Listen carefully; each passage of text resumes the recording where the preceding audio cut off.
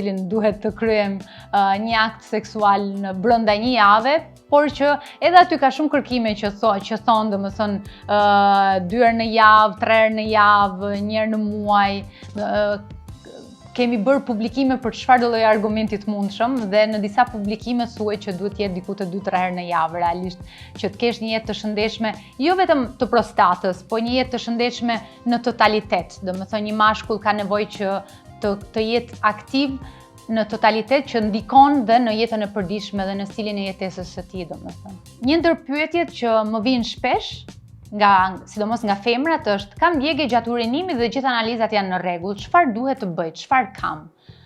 Pikë së pari duhet kuptuar se kush janë analizat që kemi bërë për të thënë gjithë analizat janë në rregull.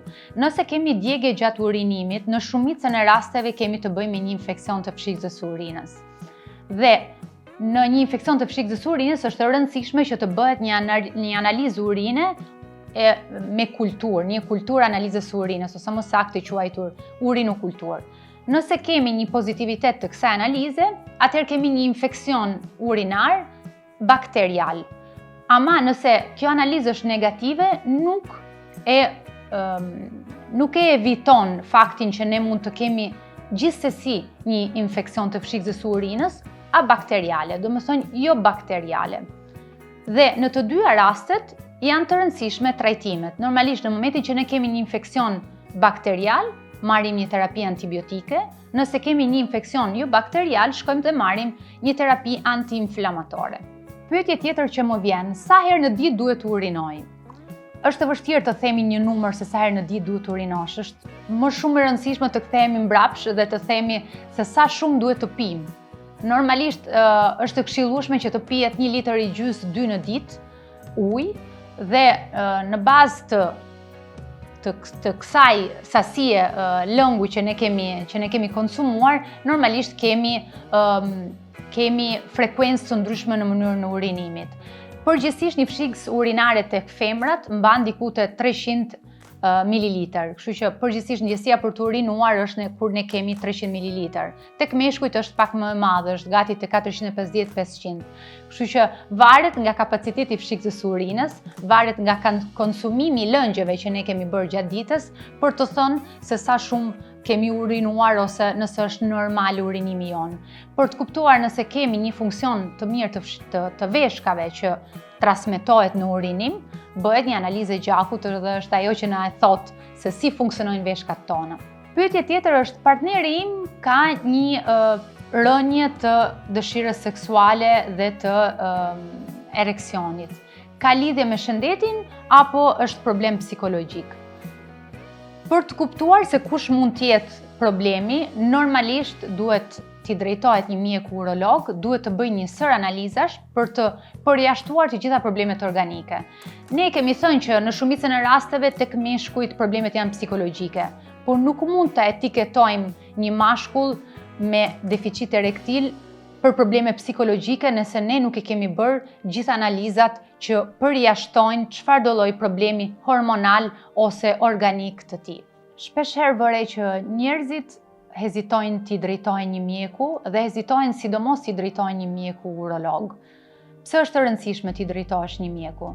Është e rëndësishëm edhe pse në kulturën tonë kemi shumë pak fatkeqësisht ato parandalimin e sëmundjeve, gjë që bëhet gjithmonë e më prezent në jetat tona, sepse ndër vitet është rritur gjithmonë më shumë mbi jetesa që ne kemi. Domethënë ne jetojmë shumë më gjatë dhe duke jetuar më gjatë kemi më shumë probleme shëndetësore dhe kultura jonë ka ndryshuar. Normalisht më përpara kemi pas më pak kulturën e parandalimit, ndërsa tani shoh që është pak më prezente.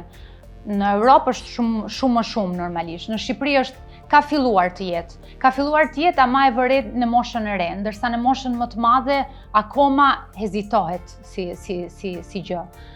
Unë i këshilloj që gjithëve që t'i drejtojnë mjekut dhe kur flasim për urologun, meshkujt si për moshës 50 vjeçare, sepse është e rëndësishëm që të bëhet trajtimi i parandalimit, sidomos të problemeve të prostatës, që mund të çojë për shqetësime benigne në shqetësime shumë të mëdha, Po ashtu dhe shqetësime të tjera siç janë ato të tumorit të prostatës, të kancerit prostatës, që është shumë e përhapur si smundje dhe është e rëndësishme që të diagnostikohet në kohë. Nëse diagnostikohen në kohë, janë gjitha smundje të kurueshme.